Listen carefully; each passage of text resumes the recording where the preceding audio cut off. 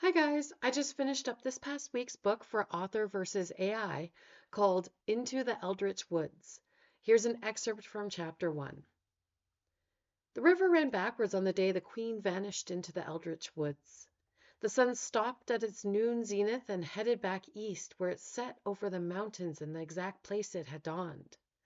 The most powerful witches in the capital city dropped to the ground when the sun went dark, never to draw breath again. And magic has not been the same in our land ever since. Elise was not one to question the deep tones of her grandfather's tale-telling voice, and she was less inclined to do so when they sat around the bonfire with most of the village in attendance on the anniversary of the Queen's disappearance. It had been 10 years since the Queen had left with no trace to be found of her whereabouts other than her signet ring on a stump near the edge of the Eldritch Woods.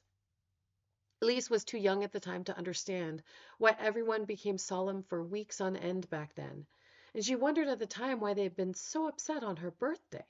Had she done something wrong? She remembered everyone had dusted off their best clothes, the ones that they wore to the temple or to a funeral, and her laughter and playing was discouraged with shushing sounds.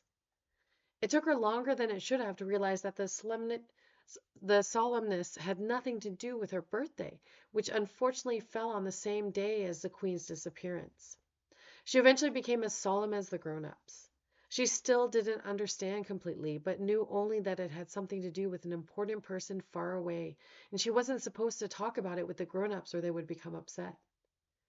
Okay, so now I'm going to skip ahead a bit in the chapter to the next day. Early the next morning, before the sun had even risen, Elisa's mother gave her a brief and tearless hug. They'd both known this morning was coming. Their small village was less than a day away from the capital city, and this burdensome practice started the year after the Queen's vanishing, upon decree of the royal council who governed in the Queen's absence. Queen Mathilde had been the last of her line, and no one dared step into the vacancy left in the wake of her magical abduction. And now it was time for Elise to make the same pilgrimage as every other eldest daughter when they turned 16, and find out if she would be the one, finally, to set things right. Even though they'd already discussed it countless times, her mother held her out at arm's length, and her eyes traveled over her daughter's face. Magic doesn't run in our family, she said yet again, and it had this feeling of a wish, a talisman to keep away what horrible fate might await her daughter if Elise were the one. Elise nodded. Yes, Mamma, she said. Her voice was low, and she knew her mother would attribute it to nervousness. But she wasn't nervous or afraid. She wasn't sure what she was feeling, but it was the farthest thing from those two emotions. It was something she had never felt before, something for which she had no name.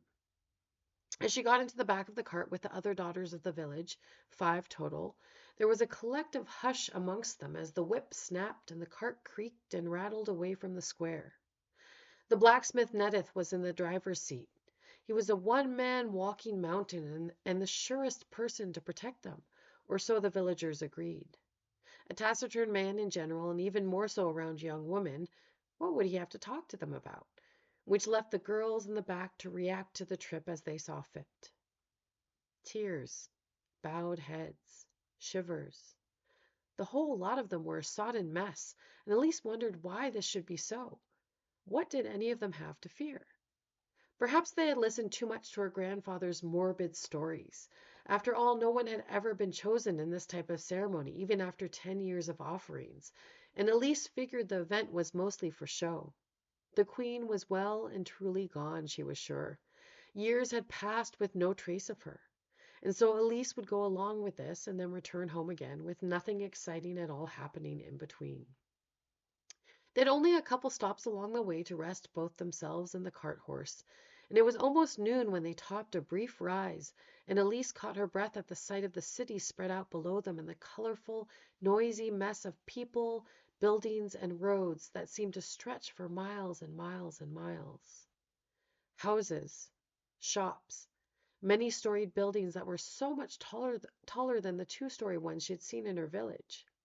A riot of colors and movement. Waving flags and banners, people going in and out of the streets, horses, farm carts like theirs, and fancy enclosed carriages drawn by pristine matching horses that looked like they had a noble bloodline as good as the people they drew. Humanity spread in every direction, and then in the distance was a building so impressive that she gasped. A castle of many stories rising up from the lesser structures like a dragon rearing above its prey. Gray and sprawling, it was not so much impressive as impossible. Perhaps the powerful magic of the queen's bloodline was responsible. Surely no human could create such a monster. And behind the city itself, and spread out like a crescent moon, with the castle in its center, was the Eldritch Woods, a black mass that traveled so far from her sight that it merged into the hazy horizon and was indistinguishable from the distant mountains. Dark and brooding, with twisted, gnarled trees even along the edge where it met human settlement. Looking at the woods made her heart beat faster, and Elise wondered again at all the questions she had held back over the years about the Queen's disappearance. Too late to ask now, even if there was someone who would be willing to answer. The next hour was a blur of action. They descended toward the towering entrance gates to the city and were directed to a 4-story building with a large stable in the back and a courtyard where carts were lined up 4 deep. Inside, the central hall was nearly as packed as the courtyard, and there were girls of all shapes and sizes and demeanors. The only similarity between them was age, all of them with a birthday in the past year that brought their ages to 16 years old. They were given gowns to wear, creamy white like the sheep's wool, although not as scratchy. And then they were marched through the lined city streets where people cheered and threw confetti and stamped their feet in approval, all the way to the edge of the city, in the space between the castle and the woods, where a guardian of the Queen's temple was waiting for them. Guardians were generally unimpressive, Elise had always thought, but perhaps that's because the one for their village temple was Master Henry, a genial man who resembled nothing so much as an acorn, round and nut brown. However, this guardian was pale as snow and fearfully intimidating, and he glared at the assembled young women as if they were somehow personally to blame for the Queen's disappearance. Elise shivered at his glance, then shivered once more when he began to drone in sonorous tones about the Queen and the royal house.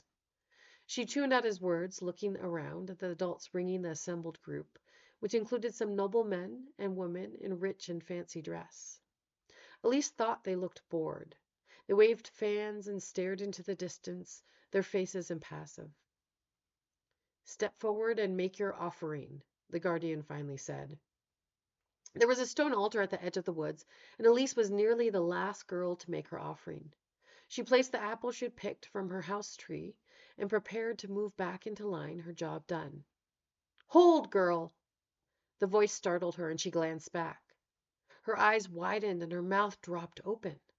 Her perfectly ordinary apple had burst into flame and was burning with a light that was as red as its skin. "You." The guardian pointed at her and she swallowed hard.